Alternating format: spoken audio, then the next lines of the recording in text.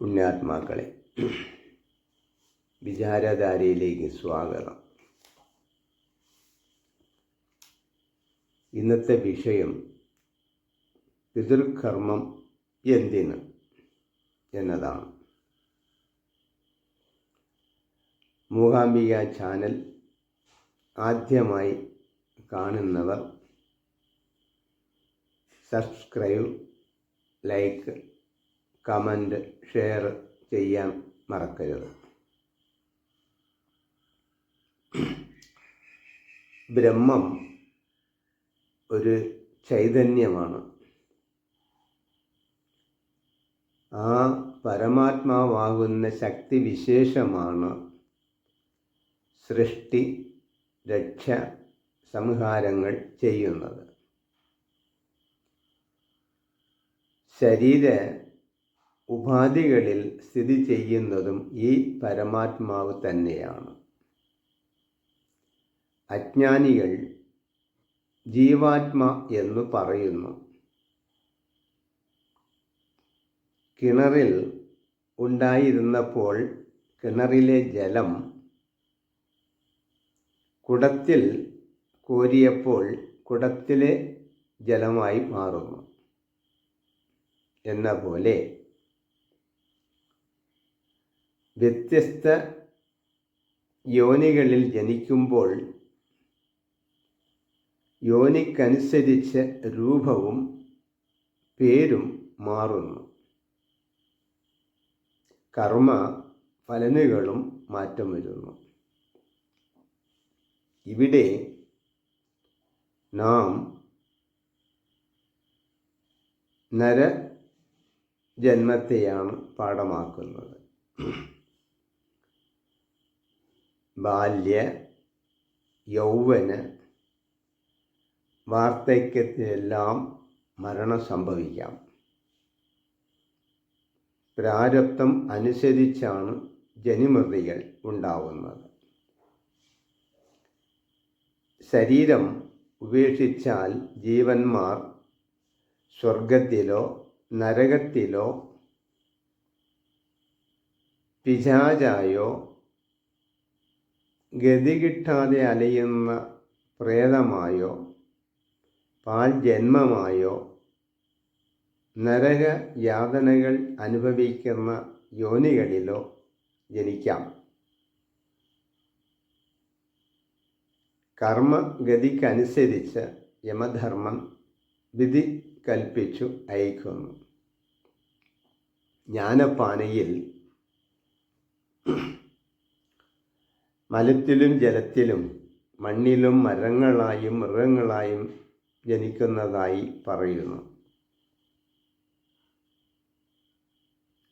മേലിൽ മുൻ ജന്മത്തിൽ ചെയ്ത ശുഭ അശുഭകർമ്മം കീഴിൽ ഈ ജന്മത്തിൽ സുഖ ദുഃഖത്തിന് കാരണം എന്ന് എഴുത്തച്ഛനും പറയുന്നു.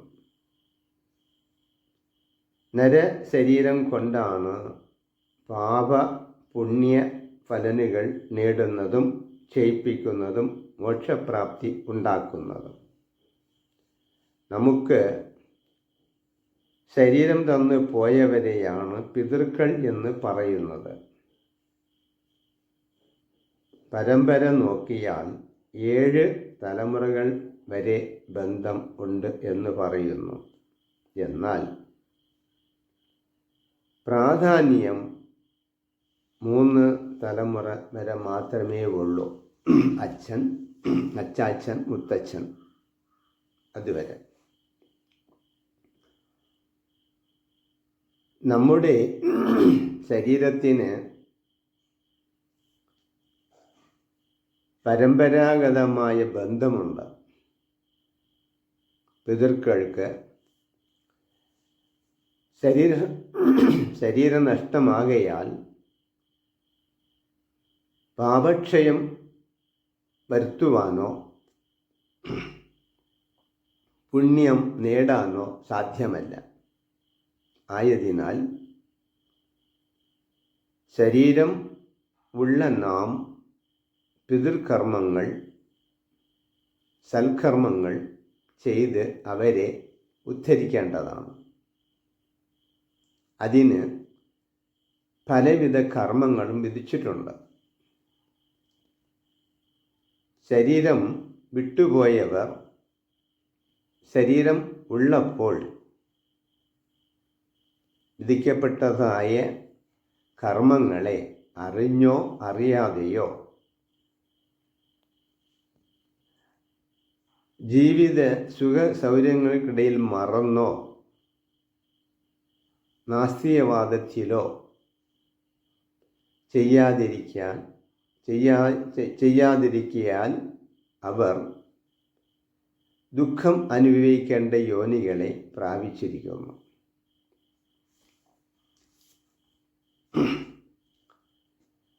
നരകത്തിലോ ഗതികിട്ട പ്രേതമായോ പിശാചായോ അധമയോനികളിലോ പാഴ്ജന്മങ്ങളായോ തിരഞ്ഞെടുത്ത് കാണും. പും എന്ന നരകത്തിൽ നിന്നും ത്രാണനം ചെയ്യുകയാൽ പുത്രൻ എന്ന ശബ്ദമുണ്ടായി എന്നാണ് ആപ്തവാക്യം. അധോഗതിയിൽ പെട്ടുപോയ പൂർവികന്മാരെ മേൽഗതി ഉണ്ടാക്കി കൊടുക്കുക എന്നതാണ് പുത്രധർമ്മം. വിധിക്കപ്പെട്ട കർമ്മങ്ങൾ എന്തൊക്കെയെന്ന് നോക്കാം. ദിവസവും കുളി കഴിഞ്ഞാൽ ഈറൻ മുണ്ടോട് കൂടി വന്ന് തുളസിത്തറയുണ്ടെങ്കിൽ അതിൻ്റെ മുന്നിൽ നിന്ന് സൂര്യനെ നോക്കി 5 പ്രാവശ്യം ഉദകം അഥവാ ജലം കൊടുക്കണം. കിണ്ടിയിലോ മൊന്തയിലോ ജലമെടുത്ത് തെച്ചി, തുളസി, അക്ഷതം എന്നിവ ഇട്ട് പിതൃക്കളെ മനസ്സിൽ ധ്യാനിച്ച് മന്ത്രങ്ങൾ അറിയുമെങ്കിൽ അത് ചൊല്ലി ഉദകം കൊടുക്കുക. പുണ്യ സ്ഥലങ്ങളിൽ പോകുമ്പോൾ മരിച്ച നാളുകളിൽ പ്രത്യേക വാവുകളിൽ കർമ്മങ്ങൾ ചെയ്യാം.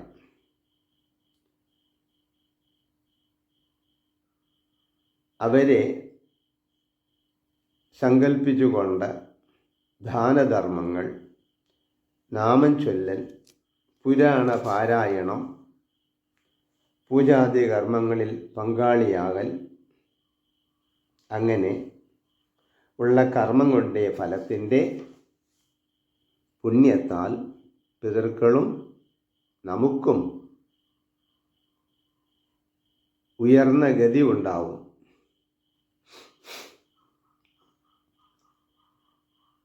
അത് കാരണം പിതൃക്കളുടെ അനുഗ്രഹം ഉണ്ടാവും, കുലദൈവങ്ങളുടെ അനുഗ്രഹം ഉണ്ടാവും, ഗുരുക്കന്മാരുടെ അനുഗ്രഹം ഉണ്ടാവും.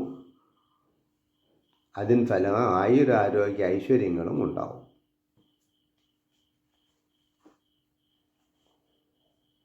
ജീവാത്മാക്കൾ പലരും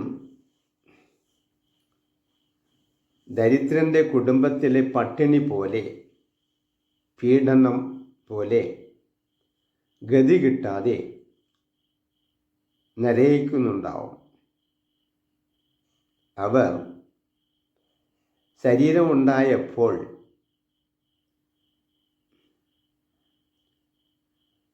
സൽക്കർമ്മങ്ങളിൽ അല്ലെങ്കിൽ പിതൃകർമ്മങ്ങളിൽ വിശ്വാസമില്ലായ്മയും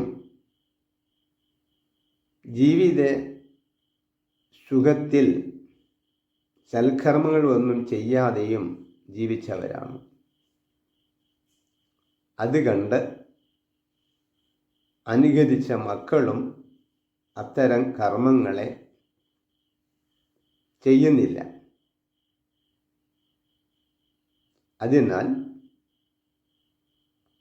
അവരുടെ പിതൃക്കൾ പാൾ ജന്മങ്ങൾ ലഭിക്കുന്ന യോനികളെ പ്രാപിച്ചു നരയിക്കുന്നു. മാതാപിതാക്കൾ നേടിയ സമ്പത്തും സ്വത്തുമെല്ലാം നിങ്ങൾ അനുഭവിക്കുന്നുണ്ടെങ്കിൽ അവരെ ഉദ്ധരിക്കാനുള്ള ബാധ്യത നിങ്ങൾക്കുണ്ട്. അത് ചെയ്യുന്നില്ലെങ്കിൽ മനുഷ്യ ശരീരത്തിൽ നിങ്ങൾ ഇരുന്ന് സുഖസൗകര്യങ്ങൾ അനുഭവിക്കുന്നുണ്ടെങ്കിലും ആ ജന്മം പന്നിക്ക് തുല്യമായിട്ടാണ് എന്ന് കരുതുക. നിങ്ങൾ സ്വന്തം ചെയ്യുന്ന കർമ്മത്തിൽ എള്ള്, ദർഭ, അക്ഷതം, ചന്ദനം, പൂവ് ഇവയെല്ലാം ആവാം. ജലം തീർത്ഥമാകണമെങ്കിൽ താഴെ കാണുന്ന മന്ത്രം ചൊല്ലാം.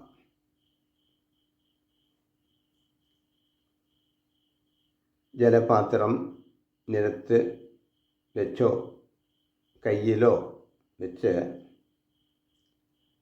ഗംഗേച്ച യമുനേ ചൈവ ഗോദാവരി സരസ്വതി നർമ്മദേ സിന്ധു കാവേരി ജലേസ്മിൻ സന്നിധിം കുരു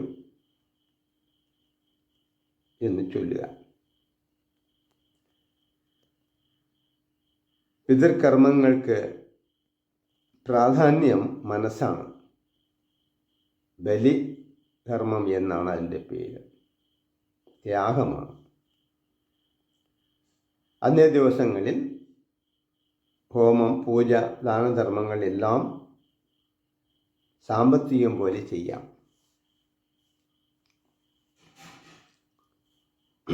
ഇനി ആദ്യമായി ആദിത്യന്, പിന്നെ എല്ലാ ഗ്രഹങ്ങൾക്കും നക്ഷത്രങ്ങൾക്കും ഗുരുപരമ്പരകൾ, അടുത്ത പിതൃക്കൾ എന്ന ക്രമത്തിൽ താഴെ കാണുന്ന മന്ത്രം ചൊല്ലി ഉദകം ജലം കൊടുക്കാം. ഈ ക്രമത്തിൽ ദേവാം സ്തർപ്പയാമി, ദേവഗണാം സ്തർപ്പയാമി, ഋഷിം സ്തർപ്പയാമി, ഋഷിഗണാം സ്തർപ്പയാമി, പിതൃം സ്തർപ്പയാമി, പിതൃഗണാം സ്തർപ്പയാമി. ഈ ക്രമത്തിൽ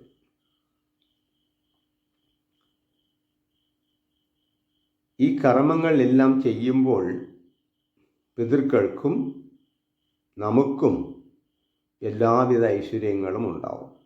എന്നാൽ ജനിമൃതിയിൽ നിന്നും മുക്തനാവണമെങ്കിൽ ജ്ഞാനം തന്നെ സമ്പാദിക്കണം. അത് കാലാന്തരത്തിലുണ്ടാവും. ഹരി ഓം.